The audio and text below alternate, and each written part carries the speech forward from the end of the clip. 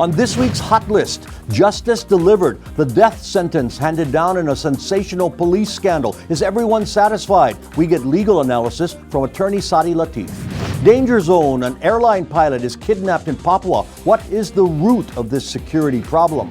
And Catwalk Campaign, Indonesia's brightest fashion designers spotlighted in New York. Can they compete?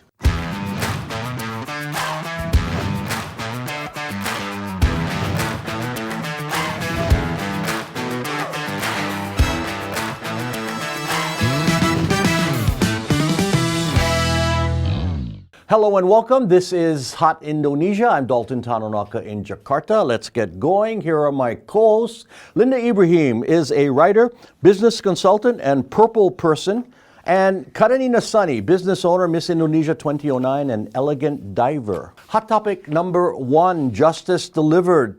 The Jakarta courtroom was packed, and when the verdict came in, the biggest police scandal in years, people cried out. Former Police General Ferdy Sambo was sentenced to death for the murder of subordinate Dofranca Joshua Huta Barat last July. The presiding judge saying there was no reason for leniency in this case. The court heard that there was little remorse from the defendant. And let's get some legal analysis first. Sary Latief is TIC's legal analyst, an attorney based in Bali. Sady, first question to you. Prosecutors had only asked for life in prison. What made judges give the ultimate penalty, and were you surprised? First of all, I was surprised, but at the same time, because the prosecutor was only charging life sentence and life imprisonment, there is a chance, there is a loophole or a chance for the judge to actually give the death sentence, which the judge did use that, because as the prosecutor was explaining, especially when there is zero relief, to his sentence. So therefore, I think the judge took this momentum to give the death penalty. Okay. I think that there will surely be an appeal of this verdict. They have a week to do it. Did you see any mistakes or any discrepancies in the trial that could possibly lead to a successful appeal? Based on what the judges have explained and based on all the evidences through the trial, I don't think there's any holes where that he could win the appeal. Okay, so the case was pretty solid in your opinion, yeah? The prosecution's case. It's pretty crystal clear that the premeditated murder was proven during trial. And there's a lot of other factors like his position as the chief of internal affairs. There is no way that he would win an appeal. Okay, Sady, stand by for more questions. Ladies, Sambo's wife got 20 years the next day for her role in the murder. 3 others got lesser sentences this week. The case was going nowhere early on, right after it happened, until there was concentrated public pressure put on authorities, right? Public outcry. Linda, it seems that the judges in this case were making a statement. I think so, and I think also because it's like Sary said, it was quite crystal clear what happened, and the imbalance of power relation, it was also very clear. So it was not that hard to figure out that the mastermind of all of this was the 2-star general instead of the minor perpetrators. I think it's very clear cut. Unless when you say clear cut, I mean the defendant said it was done because of an assault, a sexual assault on his wife, right? Which was never proven. There was never a new health after the fact check, which was very curious because he is a decorated police officer. He should have known better. If his wife came to him and said, "I've been assaulted," you get evidence. You get evidence. Yeah, it should have been like medical. His first. Yeah, it should have been like his first instinct, but he didn't do that. So that raised a question, really. What really stood out to me and what really wasn't fleshed out in this case was the actual motive.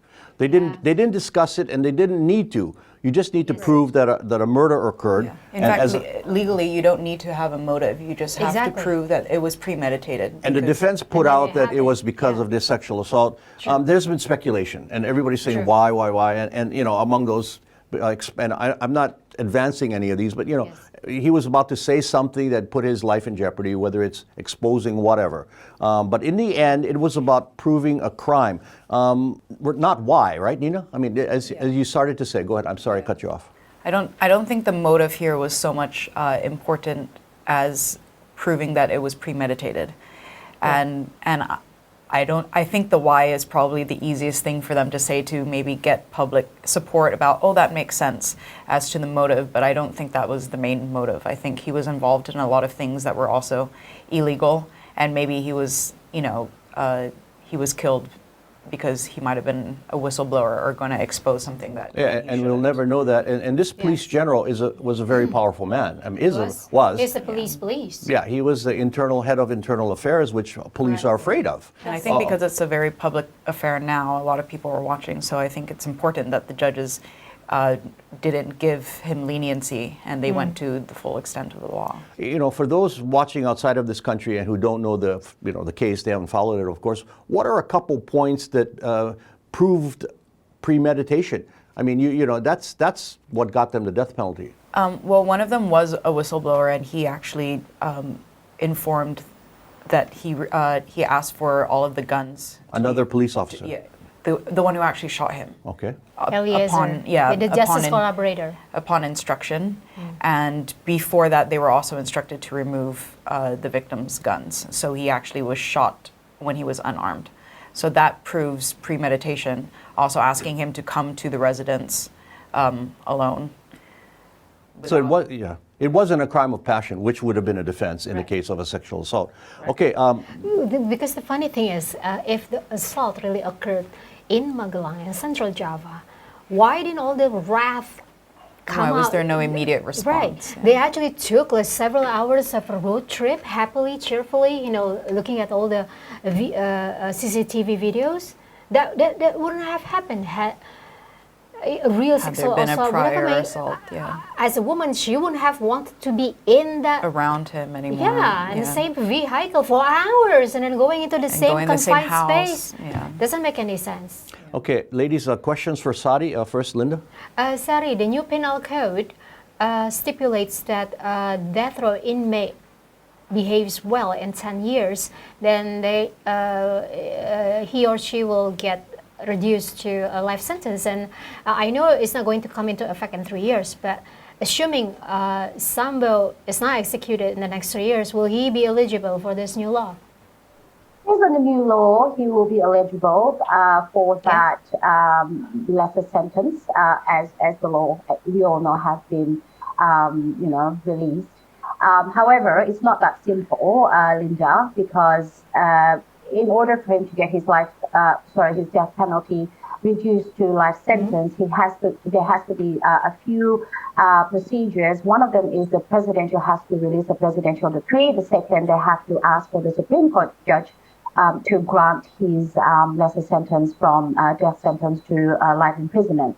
So, yes, Izzy or any other death in-row inmates are eligible for sure, but he has to have gone through 10 years in prison first before he's also eligible for that particular law. Yeah. And that's a good point, that he has to serve some time, at least 10 years.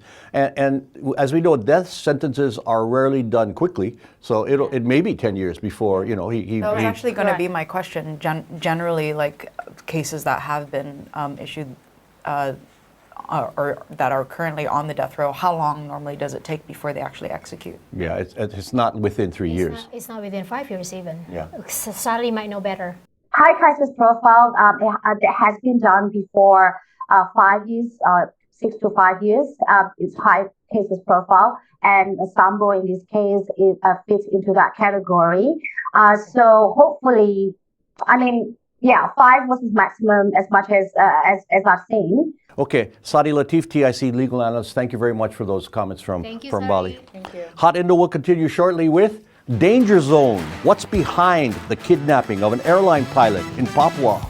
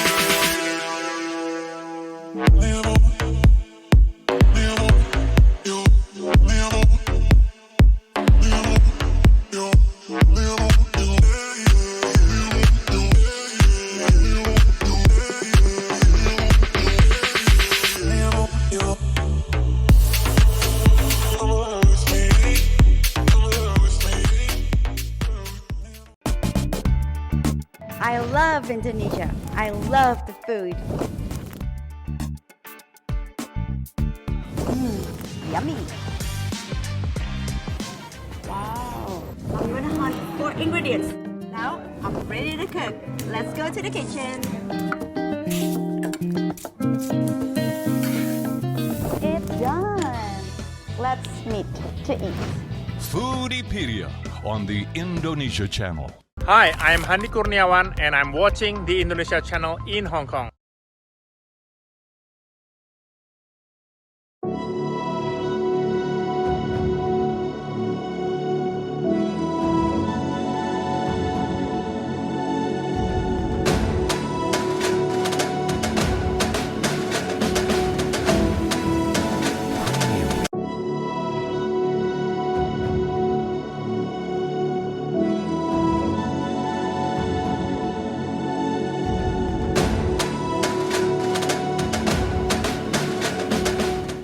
Hi, I'm Rory He. You're watching the Indonesia Channel, the home of good sport.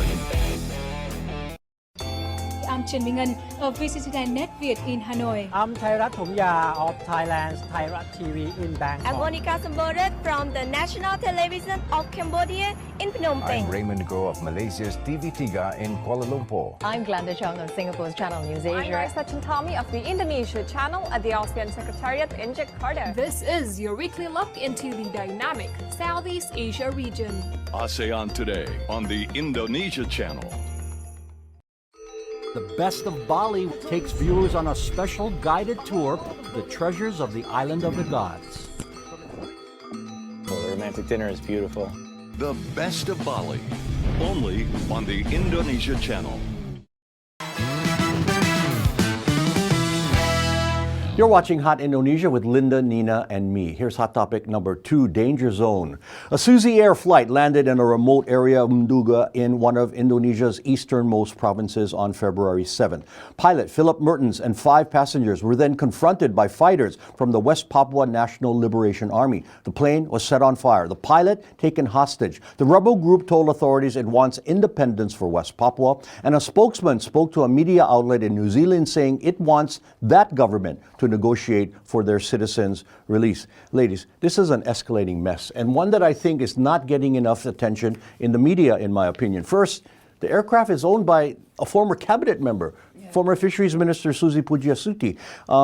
Taking hostages raises the game to another level. Nina, your reaction to this situation. Well, first of all, I would like to know if people who are flying there are aware of the situation, if it's something that the airlines are required to announce before flight takeoff. You know, they're flying into hostile area, there might be a chance of... Well, the 5 other passengers were natives of the area. They were going home, so they're aware. They're right? aware. Mm-hmm. And when generally that part of Indonesia has always had violence problems. I mean, if you read enough news, you'll know. You would be aware, right? Right. I mean, it's constantly on the news, actually, whether the scale is something that is deserving of the news or not, but it is always on the news. It's so far away. That's why it's out of the mainstream media here in Jakarta. That's one of the problems in coverage. But were you surprised by this, Nina? I was surprised about it, and then of course the question comes up about security. Is this something that the government should be having security that comes along with private like commercial airlines, or just on site at the airport? Like, what is the government participation? I disagree. On that point, and we saw the Vice President's response a few days after the first government response. He called for better security for civilian flights in Papua. I mean, to me, that's like saying, okay, we got to lock the barn after the horse escaped. It's not the root problem, right, Linda? I mean, you got to get to the root, otherwise these things will keep happening. Right. The root problem is so much bigger than what we can talk about in the next. And we have talked about the issue of, And until that's resolved, all the disenchantment within the Papuans of how their province is being governed, then this will never go away. It's just going to take another different form. This time, the group kidnapped someone. There will be another target. There have been riots. I mean, there have been full-blown riots that went on for days, I remember when I traveled to Papua, I was told not to go to certain places. I mean, it wasn't even the Jakarta people. It was the local telling me, hey, where are you going? Okay, this places you go, this places you don't, And it's sad because it's still part of Indonesia. How come I not be able to go safely enough? However, if I may add, it's not going to be that easy to just say that, oh, protect all the civilian aircrafts. Because if you know the terrain of Papua, it's one isolated place to another. Yeah, mountaintops, right. deep valleys. Yeah, That's why I've flown in there also. Right. That's why they need the little airports, and it's not so easy to just guard those little airports. And you know, you increase the armed presence. That just to me escalates the mood for violence. Exactly. So that's not the remedy. It's not the answer. Okay. Now the rebel group, a spokesman says that the pilot is safe. Okay, and that the other passengers, as I mentioned, have already been released. Yeah, right. So Nina, in your opinion, what needs to be done now? What needs to be done immediately? Well, I think negotiations should be in place. The pilot is New Zealand, right? Yep. So this involves another country as well. So this is international relations. I mean, I think they got to release the hostage first before they negotiate. Otherwise, it'll encourage other hostage taking. You can't negotiate because you want to release this guy. But that will be their only chip. But how do you get them to I know. But so then you have to go to the root problem and say, okay, I've mentioned this before. Convene a high-level presidential commission. Let's talk about this problem now. Yeah. Because otherwise, and involve more Papuans in the discussion instead of just people outside Papua, because that's what's been happening. What's been complained by the Papuan activists I talked to. Yeah, they say, you know, they went out of their way to do this, and the president will fly in, taking this picturesque moments, sunset pictures, whatever, but nothing gets done on the ground enough, you know, and not enough Papuans are being consulted and being asked. You know, but the government will tell you they are, right? That's their side. Of course. And is the New Zealand government getting involved? Well, you know, pressuring Indonesia is tough enough to do this or negotiate, but getting a foreign government involved, it's even more difficult because diplomatically they don't want to get involved in an internal. Of course, it involves a New Zealand citizen, but I think they should not get involved until Indonesia does all it can to negotiate. You know, as you mentioned, Linda, in the past there has been violence, there's been property damage, people have been killed in this drive for independence. Papuans themselves have been killed. So the buck has to stop with Indonesia, right? We can't ask a foreign government to negotiate. No. But isn't that interesting, though? That they... Good tactic, interesting. They say, no, we don't want to deal with the Indonesian government. This is New Zealand government, so that's a ploy to get Indonesia going, because you can say, no, we're not going to. Okay, we'll take care of it, but will it really light the fire? Do you think Indonesia? I mean, this has to move them forward, because then no one's safe. You know, let alone Indonesians getting abducted, a foreign national, and that was their target.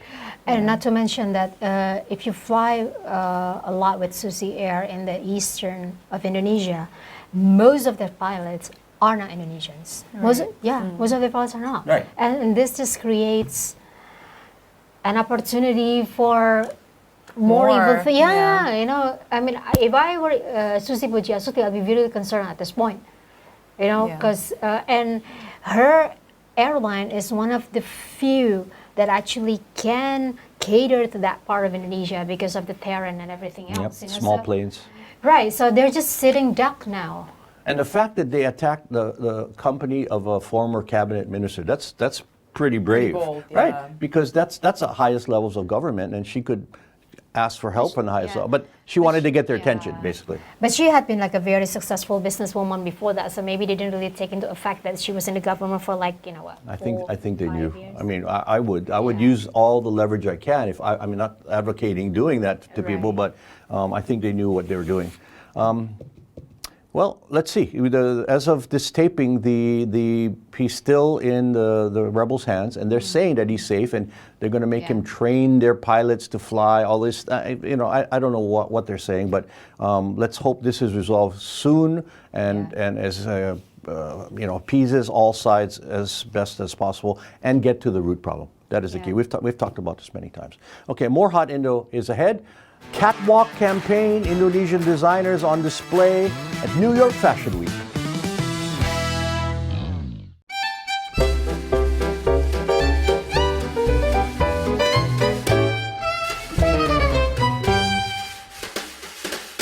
Produk lokal memang handal, kreasi lokal memang spesial. Ayo beli buatan negeri.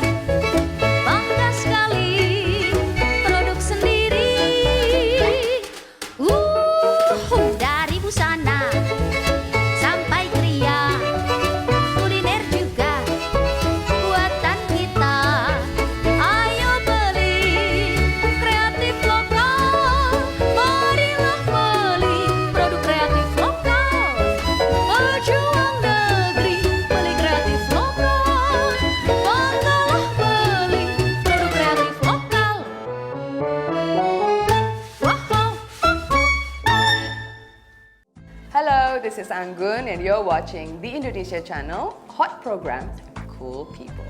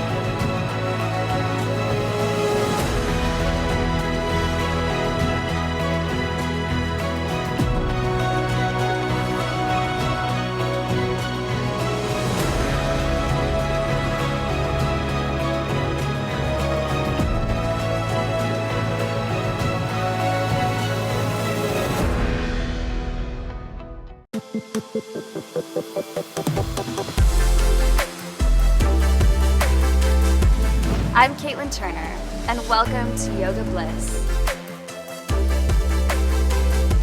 Exhale, reaching down to triangle pose. Roll your knee out and up to the sky, breathing here. Yoga Bliss, only on the Indonesia channel.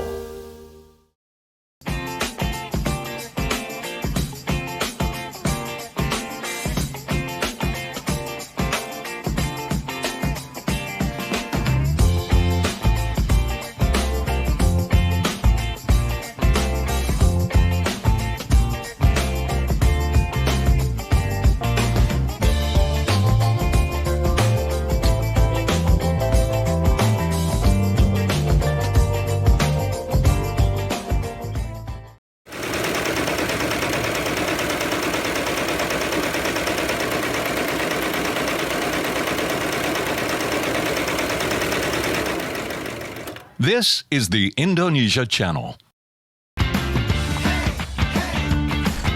You are watching iPop Playlist.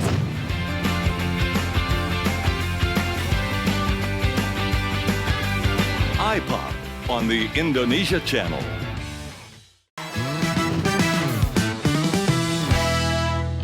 You're watching Hot Indonesia from Jakarta. Hot topic number 3, Catwalk Campaign. They are 7 of the country's hot designer brands, and models wore their fashions on the runway this week at New York Fashion Week. The Trade Ministry sponsored the group on the basis of potential and readiness for the global market. The U.S. is Indonesia's biggest export market, last year totaling nearly $9 million in sales. Among the brands on this trip, Lenny Hartono, Kami, and Nada Puspita. Now, these designers specialize in what's called modest wear clothing. I didn't know actually what that was. I had to look it up, which means it's less revealing and more suitable for those with religious concerns. Linda, it's nice to see the government finally stepping, not finally, but they've done it before, stepping up to help the industry in this way. This is kind of a big trip.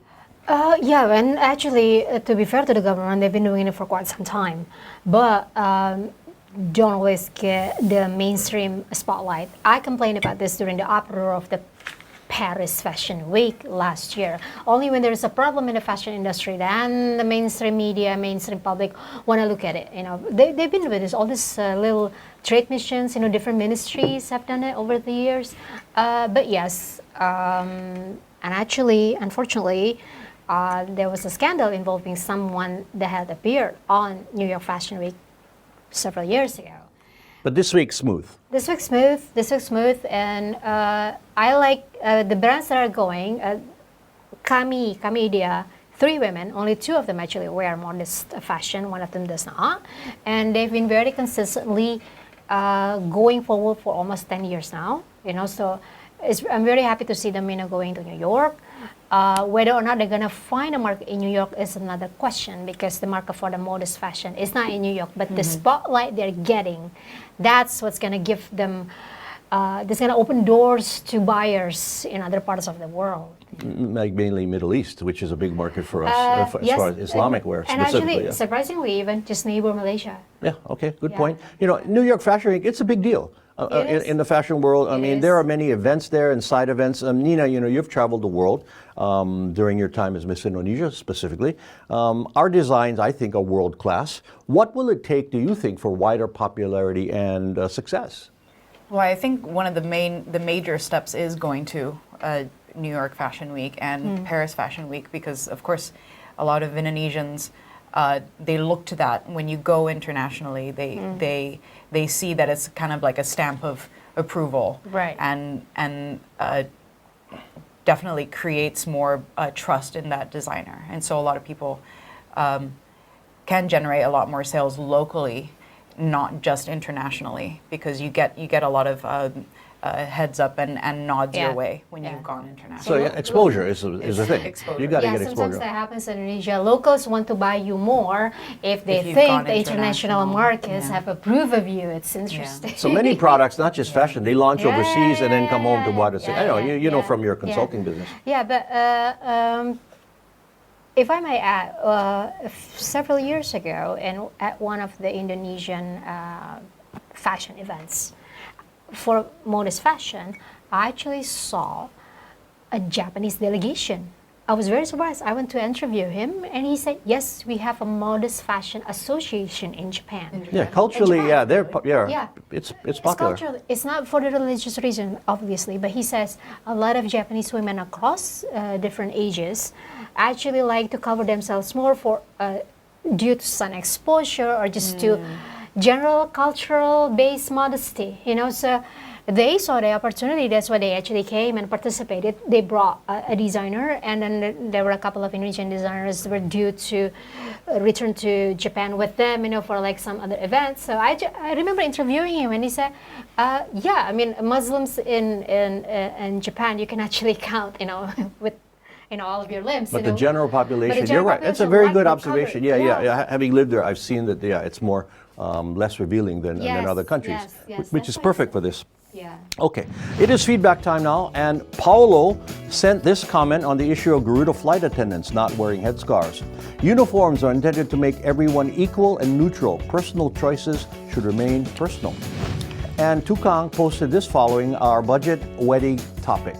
Getting married is cheap, but people's pride, expensive. That is true. That is very true. Here's how to contact us with your feedback. Email at hotindo@theindonesiachannel.com or comment through our Hot Indonesia or Indonesia Channel Twitter, Facebook, Instagram, and YouTube pages. Final words, Linda. Last week, I attended a very nice event. It was called the Art Jakarta Gardens. It's specifically outdoor mini art fair, done by this long-established art fair, Art Jakarta, and Jakarta doesn't really have a lot of nice outdoor events, and I was very happy with that, and I'm hoping my city would have more of that. Even in the rain. It was raining during the opening, and us, media running around. I had my rain jacket, and then they handed out all these clear umbrellas, for the collectors. So yeah. Final words, Nina. If you don't wear Indonesian designers, you should wear them, because they do make very high quality. Amen. Yes, we're wearing Alera. You guys are, and I'm wearing a lesser brand. Yes. The design is modern. It's also modest. Yes. And you don't have to be boring when you wear batik. It's got very good material and the cutting. So go Indonesian designers. Yay! And my final words, a friend is visiting from my hometown, and it cannot be said enough how comforting it is. We've been through the toughest of times, and that makes even the good times more sweet. Cherish those who give your life dimension, and honor the time you can spend together, because not everyone can have that. And that is Hot Indonesia for this week. For Linda Ibrahim and Nina Sunny, I'm Dalton Tanonaka. Thank you very much for watching. Please join us again next time.